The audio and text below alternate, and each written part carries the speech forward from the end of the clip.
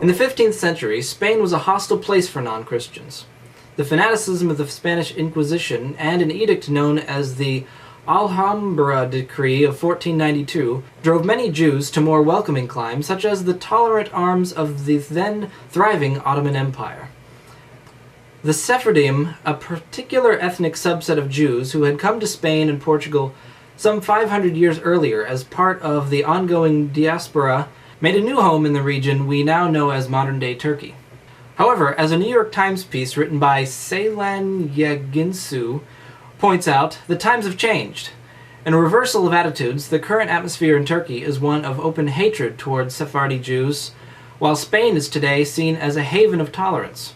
In fact, many Sephardim are preparing for a contemporary exodus from Turkey, as Spain is currently considering a bill in their parliament which would grant Spanish citizenships to the descendants of the Jews expelled from their borders nearly 5¼ centuries ago. A 100-page report published by Britain's branch of the Methodist Church states that a study conducted over the past 3 years found 1,885 instances of church involvement in physical and sexual abuse cases dating back as far as 1950.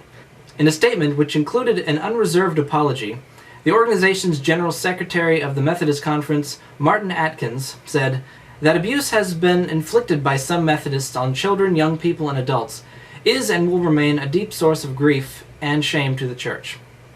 The report, which was conducted by an independent research group, examined alleged cases of neglect, sexual, physical, emotional, and domestic abuse. However, instances of sexual abuse made up the bulk of the cases identified. The investigation found that 26% of abuse cases involved ministers and the laity. An additional 8% of the cases involved church members serving in such capacity as worship leaders. A case, according to the report, was any instance or allegation of abuse or neglect. However, some individual abusers were named in multiple cases. Many of the victims indicated that at the time of the abuse, the church and their families ignored the accusations to avoid embarrassment and scandal. As fallout from the sex abuse scandal that began in the mid-1990s, the Catholic Archdiocese of Boston identified the St. Francis Xavier Cabrini Church in Scituate, Massachusetts, as one of 70 churches to be shut down starting in 2004 after civil lawsuits had already cost the Catholic Church as a whole billions of dollars in settlement costs.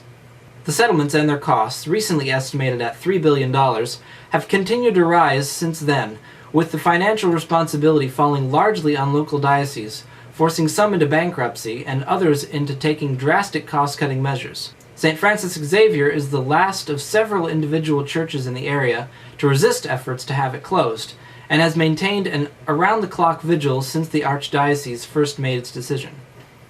On May 29th, the Massachusetts Superior Court affirmed the rights of the Archdiocese and ordered the church members to vacate the building.